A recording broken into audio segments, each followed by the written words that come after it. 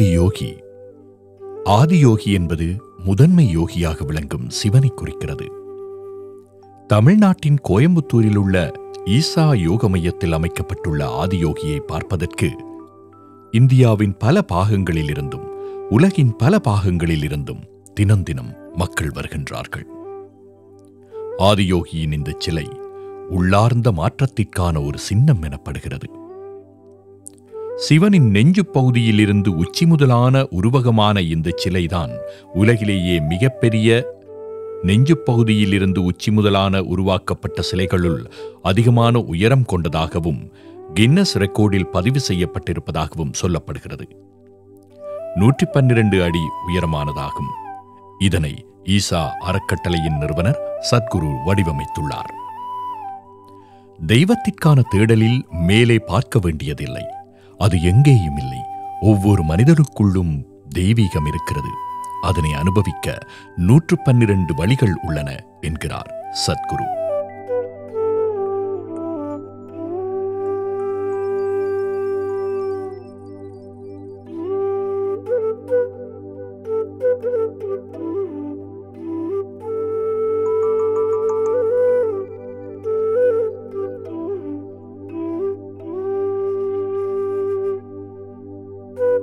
முதன்மை யோகியாக விளங்கும் சிவன் இவர்தான் மனிதர்களுக்கு யோக அறிவை முதன்முதலில் வழங்கியவர். இந்த சிலை ஒரு வழிபாட்டு தெய்வ சின்னமாக அல்ல, பாவனையின் ஊடாக உள்ளார்ந்த விழிப்புணர்வை ஏற்படுத்தும் ஓர் அசைவூட்டும் சின்னமாக நிறுவப்பட்டிருக்கிறது என்கிறார்கள். இந்த 112 அடி உயரம் யோக கலாசாரத்தில் கூறப்பட்ட மோட்சத்தை அடையக்கூடிய 112 வழிகளையும் மனித உடலிலுள்ள 112 சக்தி மையங்களையும் அதாவது சக்கரங்களையும் சொல்லுகின்றது. இந்த சிலையின் முன்பாக யோகேஸ்வர லிங்கம் எனப்படுகின்ற லிங்கமும் நிறுவப்பட்டுள்ளது.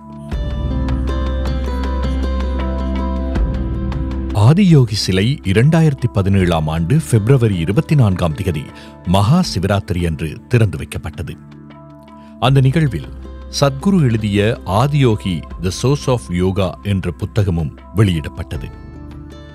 இதற்கு முன் 2015 அமெரிக்காவில் 21 அடி உயரம் கொண்ட மற்றொரு ஆதியோகி சிலையையும் ஈசா அறக்கட்டளை மூலம் திறக்கப்பட்டது என்கிறார்கள். இந்த ஆதியோகி சிலையானது ஆன்மீக கலாசார முக்கியத்துவத்தின் அடையாளமாக போற்றப்படுகிறது. இது வெறும் சிலை அல்ல, உங்களுக்குள் உள்ள உண்மை நான் என்பதை தேடுகின்ற பயணத்தின் ஒரு தொடக்கமாக உள்ளது என்றும் சொல்கிறார்கள். இந்த சிலையை பார்ப்பதற்கு ஏற்கனவே குறிப்பிட்டது போன்று பல பாகங்களிலிருந்தும் மக்கள் வருவதுண்டு. பகல் வேளையிலும் இரவு வேளையிலும் அதிகமான மக்கள் கூடுவதுண்டு. ஆதியோகியினுடைய திவ்ய தரிசனம் இரவு வேளையில் பார்ப்பதற்கு அந்த விளக்குகளின் ஒளியில் அற்புதமாக இருக்கும். ஈஷா மையத்திற்கு ஆதியோகி சிலையை பார்ப்பதற்காக வருகின்றவர்களுக்கு இலகுவாக அங்கே மாட்டு வண்டிகள் இருக்கின்றன. அதிலே ஏறி சிறியோர் முதல் பெரியோர் வரை மகிழ்ச்சிகரமாக உலா வருகின்றனர். இந்த ஈஷா மையத்திலே வந்து பல்வேறு விதமான யோக பயிற்சிகள் வழங்கப்பட்டு வருவதும் அறிந்ததே. பல்வேறு விதமான சர்ச்சைகளையும் பல்வேறு விதமான கருத்துக்களையும் பலர் கூறி வந்தாலும் மக்கள் அங்கு சென்று மகிழ்ச்சியோடும் மன அமைதியோடும் திரும்புகின்றனர். ஆதியோகியின் வரலாறு என்ன என்பதை சத்குரு கூறுகிறார். யோகிக கலாசாரத்தில் சிவன் ஒரு கடவுள் என்று மட்டுமல்ல, அவர் முதன்மை யோகி, அதாவது ஆதியோகி என்றும் அழைக்கப்படுகிறார். யோகாவின் தோற்றத்தை கொடுத்தவர் இவர்தான். இந்த யோகிய அறிவின் விதையே மனித மனதில் முதல் முறையாக நாட்டியவர் சிவன் என்கின்றார். யோகிக புராண கதைகளின்படி 20,000 ஆண்டுகளுக்கு முன்பு சிவன் முழுமையான ஞானமடைந்து ஹிமாலயங்களில் மூச்சை மறக்கும் பரவசமான ஆட்டத்தில் தன்னை முழுவதுமாக இழந்தார். அவருடைய பரவசம் அவரை இயக்கத்துடன் ஆட வைத்தது. அந்த பரவசம் இயக்கத்திற்கு அப்பாற்பட்ட கட்டத்தை எட்டிய போது அவர் முழுமையான அமைதியாக மாறினார். அப்போது மக்கள் பார்த்தது அவரவர் வாழ்க்கையில் யாரும் அறியாத உணராத புதுமையான ஆன்மீக அனுபவத்தை அனுபவித்துக் கொண்டிருக்கும் ஒருவரை அந்த அனுபவத்தின் ஆழத்தை புரிந்து கொள்ள முடியாமல் மக்கள் ஆர்வமுடன் வந்தனர். ஆனால் சிவன் அந்த மக்களின் இருப்பை அறிந்தும் அகவிலும் இருந்தார். ஒரு பக்கம் வெறித்தனமான ஆட்டம், மறுபக்கம் முழுமையான அமைதி. அவரால் வெளியுலகை உணரவே இல்லை. இவ்வாறு பலர் வந்து காத்து ஏமாற்றம் கொண்டு பின்னர் புறப்பட்டனர். அந்த இடத்தில் 7 பேர்கள் மட்டும் தங்கினர். அவர்கள் மிகவும் தீர்மானத்துடன் இந்த மனிதரிடம் ஏதேனும் வித்தியாசமானது இருக்கிறது, அதை நாங்கள் கற்றுக்கொள்ள வேண்டும் என்று தீர்மானித்தனர். ஆனால் சிவன் அவர்களை பார்வை செய்யவில்லை. அவர்கள் வேண்டி மன்றாடி கூறினர், தயவு செய்து எங்களுக்கு சொல்லி அருளுங்கள், நீங்கள் அறிந்ததை நாங்களும் அறிய விரும்புகிறோம். அப்போது சிவன் கூறினார், அறிவிலிகள் மாதிரி இருக்கிறீர்கள். இப்படி நீங்கள் இருக்கிறீர்கள் என்றால் நீங்கள் 1 மில்லியன் ஆண்டுகள் இருந்தாலும் இதை அறிய முடியாது. இதனை அறிய மிகப்பெரிய தேடல் தேவைப்படுகிறது. இது பொழுதுபோக்கு அல்ல. அதை கேட்ட அந்த 7 பேர்கள் தேடலை தொடங்கினார்கள். நாள் கடந்தது, வாரங்கள் சென்றன, மாதங்கள், ஆண்டுகள் சென்றன. அவர்கள் தொடர்ந்தார்கள். சிவன் அவர்களை பார்த்ததில்லை. 84 ஆண்டுகள் கடந்து ஒரு பௌர்ணமி தினத்தில் தட்சிணாயனம் என்ற அந்த கால மாற்றத்தில் சிவன் தனது பார்வையை அந்த 7 பேர்கள் மீது வைத்தார். அப்போது அவர் என்ன கண்டார் தெரியுமா? அவர்கள் அருளை சுமப்பதற்கு தேவையானவர்களாக, போதுமானவர்களாக, ஒளிரும் பாத்திரங்களாக மாறியிருந்தனர். அவர்கள் முழுமையாக தயாராகி இருந்தனர். அவர்களை இனி பொருட்படுத்தாமல் இருக்க முடியவில்லை. அவர்கள் சிவனின் கவனத்தை ஈர்த்தனர். இந்த வரலாறு ஆதியோகி யார் என்பதை விளக்கும் மட்டுமல்ல, யோகத்தின் ஆழமும் அது பெற வேண்டிய உள்மன தேடலும் எவ்வளவு முக்கியமானவை என்பதையும் எடுத்துக் காட்டுகிறது.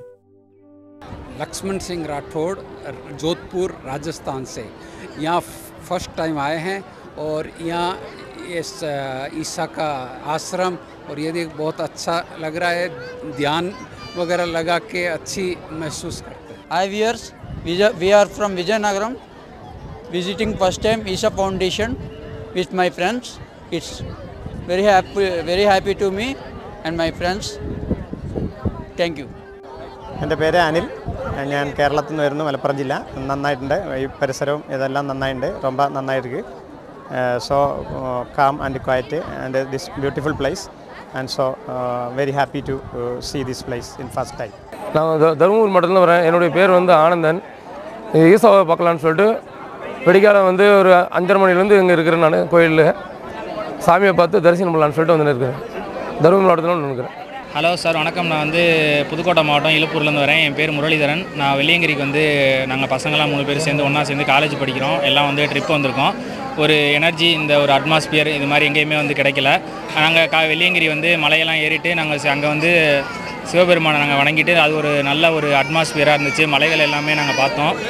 ரெண்டாவது நாங்கள் அதை வந்து முடிச்சுட்டு நாங்கள் வந்து ரெண்டாவது ஈசாக்கு வந்திருக்கோம். இங்கே ஈசாக்கு வந்து ஒரு மன அமைதி, ஒரு இந்த க்ரௌடெல்லாம் பார்க்கும்போது ரொம்ப இதாக இருக்குது, ஆச்சரியமூட்டும் விதமாக இருக்குது. எல்லோரும் வந்து ஈசாக்கு வந்து பாருங்கள், ஒரு மன நிம்மதி கிடைக்கும், அமைதி கிடைக்கும். Hello all, myself Kedar Parser and she is my wife Bhagyeshri Parser. So I visited this first time in Adiyogi temple and the atmosphere and the energy is so good, so vibrant, so that it will feel your energy. As well as I would like to everyone to wish come here and visit this place so that at least you will feel the purpose of your life, so that you will grow yourself in your life. That is what I feel.